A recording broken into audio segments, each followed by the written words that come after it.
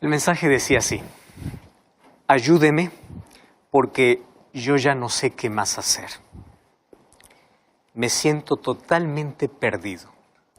Durante 15 años yo estoy luchando con un vicio que me vence. Siempre caigo en el mismo pecado. Siento que Dios ya no me ama. Siento que no merezco el perdón de Dios. Estoy perdido. Dios no puede cambiar mi vida. Estoy totalmente perdido. Uno de los tantos mensajes que llegan día a día siempre a través de las diversas plataformas o redes sociales. ¿Qué puedo hacer? Estoy perdido. ¿Sabes que desde la entrada del pecado, todos los seres humanos tenemos esa lucha? Y es una lucha imposible de controlar.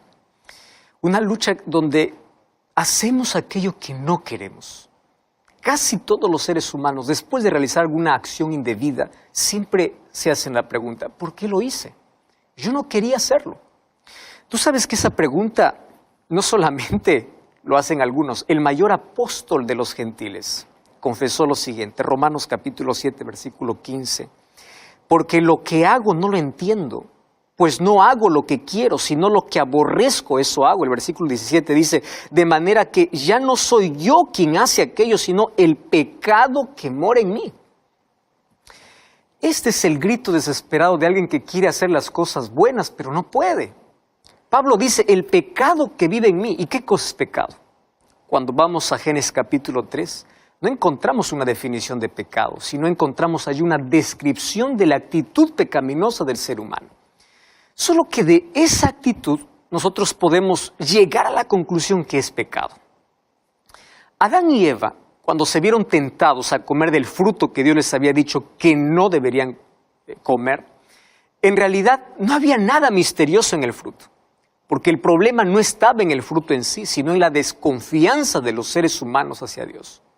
Dios había dicho una cosa muy clara, pero ellos hicieron lo contrario. Y eso, ¿sabes cómo se llama? Actitud de rebeldía. Eso es falta de sometimiento a la voluntad de Dios. Eso es lo que define 1 de Juan capítulo 3, versículo 4 como pecado es transgresión de la ley de Dios. Solo que hay un aspecto del pecado que debe quedar hoy muy claro. La primera parte dice así: todo aquel que comete pecado también infringe la ley.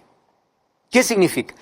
Cuando Juan dice también rompe la ley, es porque el pecado, antes de ser transgresión, es otra cosa.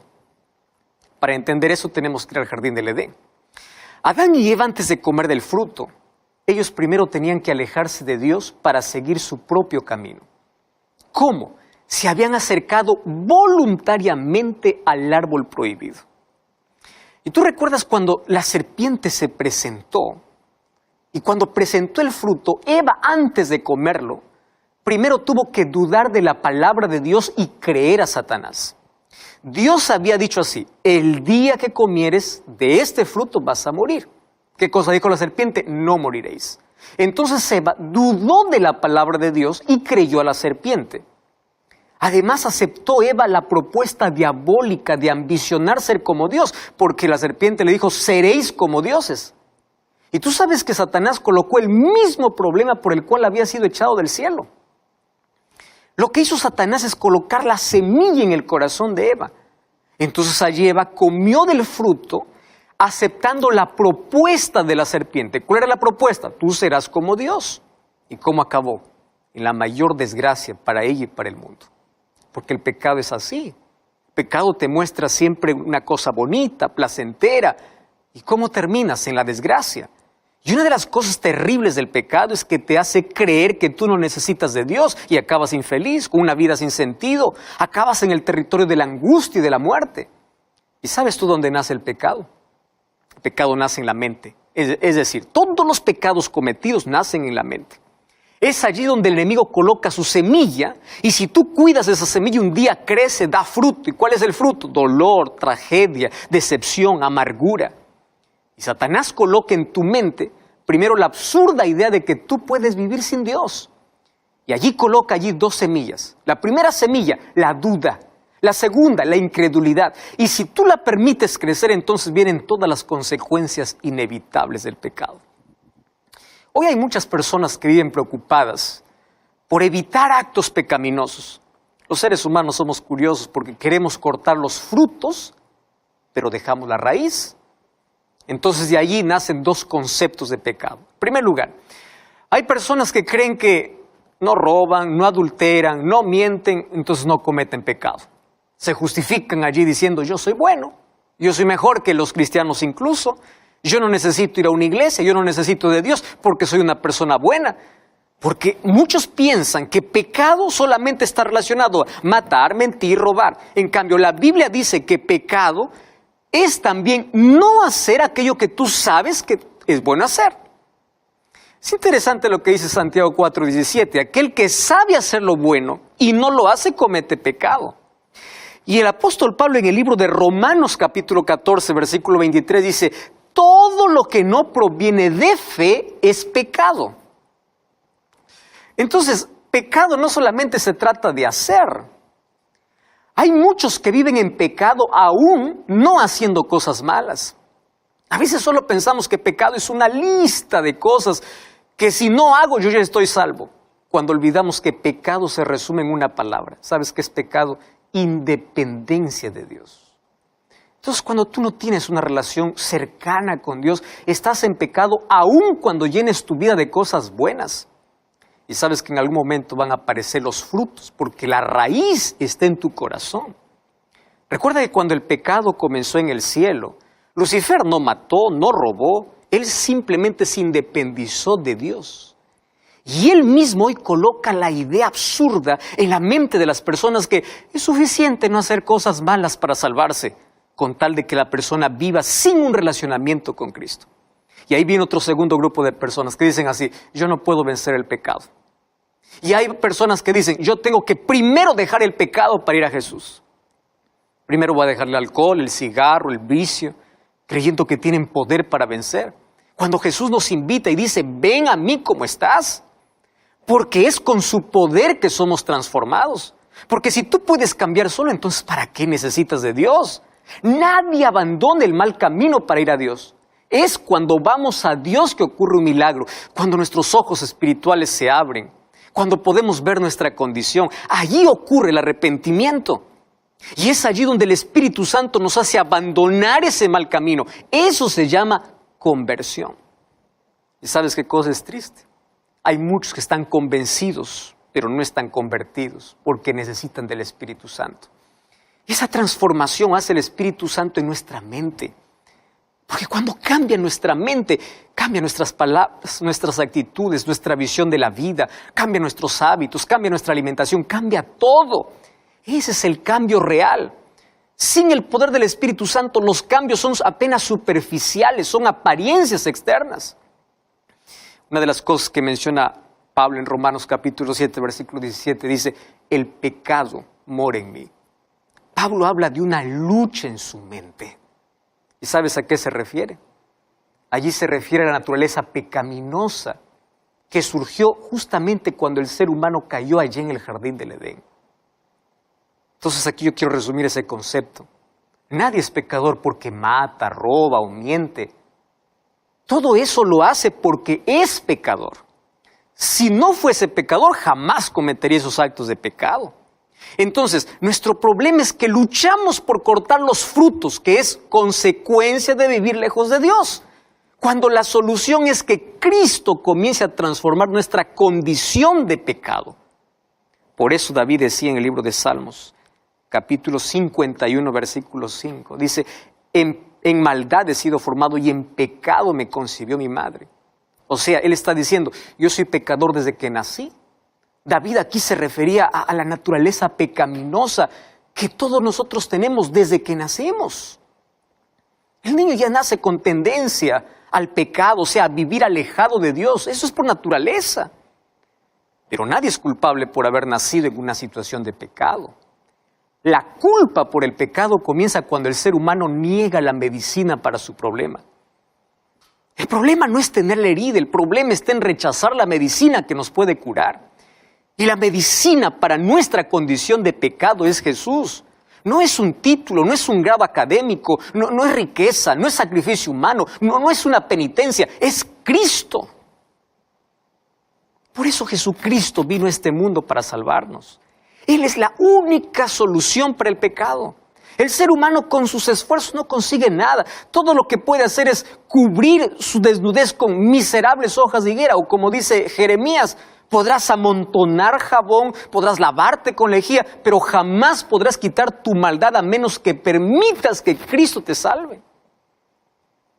Por eso es que Jesucristo cargó sobre Él tu pecado y mi pecado. Y Él nos libró de la condenación del pecado. Y solamente en Él podemos ser justos. No por nuestras obras. Por eso es que todo lo que necesitamos es ir a Jesús, vivir en comunión con Él. No existe salvación fuera de Él, no existe esperanza, no existe vida, no existe nada, porque Hechos 4:12 dice, no hay otro nombre bajo el cielo en quien podamos ser salvos. Tú sabes que la vida sin Cristo es una muerte lenta. Cuando estamos separados de Él, la vida no tiene sentido. Jesús dijo en Juan 15:5, separados de mí, nada podréis hacer. O sea, sin Cristo estamos completamente perdidos. Sin embargo, con Cristo no importa nuestra historia de pasado, no importa los errores pasados. Cuando tenemos un encuentro con Él, Él cambia para siempre nuestra historia. Un asesino llamado Pablo, cuando se encontró con Jesús, fue transformado de perseguidor a proclamador del Evangelio, porque para Dios no existe caso perdido. Cuando voy a la Biblia, encuentro una historia realmente impresionante en el libro de Lucas capítulo 23, versículo 33 y versículo 42. Ahí cuenta la historia de un hombre que toda su vida estaba manchada por el pecado. Y un día, por consecuencia de su pecado, estaba condenado a morir. Sin embargo, allí minutos antes, minutos finales de su vida, tuvo un encuentro con Cristo que le dio esperanza y salvación. Tú sabes que de Jerusalén salían dos caminos, uno para Jericó y otro para el monte Calvario. El camino a Jericó era peligroso porque ahí estaba lleno de ladrones, guaridas de malhechores listos para hacer daño. Ahí en ese camino habían criminales con una vida depravada que justificaban sus actitudes, una vida miserable, una vida vacía. Y esos criminales se olvidaban que un día por haber elegido ese camino tendrían que subir otro, que era el camino al Calvario, para pagar todo lo que hicieron. ¿Por qué estoy diciendo esto? Porque el monte Calvario era un lugar para crucificar a los delincuentes condenados. Y tú sabes que la muerte de cruz era la peor de todas las muertes. Ser clavado vivo para morir lentamente es la peor agonía. Tú sabes que nadie puede morir rápido por ser clavado las manos y los pies. Si te fuera a colocar un clavo en el corazón, muere rápido. En la cabeza muere rápido, pero en las manos y en los pies no. A veces la gente quedaba varios días allí colgado en la cruz sufriendo. Y allí tenían que soportar el calor sofocante del día. ¿Tú sabes qué ocurría? A veces las moscas eran atraídas por la sangre de las heridas. Y lo triste era que la ley no permitía que nadie pudiese ayudar a un delincuente mientras estaba crucificado. Y eso es que cuando llegaba la noche, ellos temblaban de frío, porque el viento helado azotaba allí sobre ese cuerpo torturado. Y es allí donde los delincuentes que morían crucificados suplicaban a los soldados para que por favor lo maten, solo que la ley no lo permitía. Ellos tenían que morir solos. O sea, el delincuente estaba condenado a morir de manera lenta. Y sabes que la muerte en una cruz era la muerte más cruel. Esa muerte representaba la venganza de la sociedad contra los que habían abusado. Por eso es que todos estaban de acuerdo que aquel que moría en la cruz estaba bien, porque esos delincuentes merecían morir de esa manera. Y allí un día, viernes 15 de Abib, en ese monte Calvario, se levantaron 3 cruces. Y allí en la cruz del centro, donde supuestamente estaba el peor criminal, colocaron a Jesús. Qué irónico. Jesús estaba colgado allí entre 2 ladrones. Y tú sabes que las últimas horas de su vida, Jesús lo pasó entre delincuentes. Cuando Jesús estaba allí en la cruz, al ser crucificado entre criminales, Él demostró para qué había venido. Había venido a salvar al pecador, aquel que estaba hundido en la miseria. Había venido aquí para salvar a aquel que se siente perdido, aquel que tiene un pasado que les persigue, aquellos que sienten que no merecen nada. Por ellos vino Jesús, para devolverles la esperanza, la dignidad, para ofrecerles la salvación. Por eso, no digas por favor que tú eres un caso perdido. Tú no estás tan hundido en el pecado donde Jesús no pueda restaurarte. Tú no fuiste tan lejos como para que la gracia de Dios no pueda alcanzarte. Dios te ama así con tus errores, así con tu vida degradada, así con la suciedad que tienes en la mente. Claro que Él no quiere que continúes así, por eso es que te ofrece su gracia. Solo tú puedes limitar su poder cuando rechazas su amor. Y sabes que hoy por lo menos existen 3 actitudes humanas. La primera es de personas que cargan una vida de incredulidad, de rechazo para con Jesús. Hay un segundo grupo que reconoce su situación, se arrepiente, acepta a Jesús como su Salvador. Pero hay un tercer grupo que permanece en indiferencia, o sea, conocen de Jesús, pero así se quedan mirando de lejos, indiferentes. Y allí Lucas capítulo 23 me habla de un ladrón que estaba al lado izquierdo de Jesús. Lucas capítulo 23, versículo 39, que desafió a Jesús y le dice así: si tú eres el Cristo, sálvate a ti mismo y sálvanos. Si tú eres, tú sabes que esa misma duda fue expresada por Satanás en el desierto de la tentación. Satanás le dijo a Jesús: si tú eres el Hijo de Dios. Por eso te digo que la duda y la incredulidad no permite al ser humano ver la esperanza. A este ladrón que estaba al lado izquierdo, la incredulidad hizo que no pudiese ver la luz que brillaba en el momento más oscuro de su vida.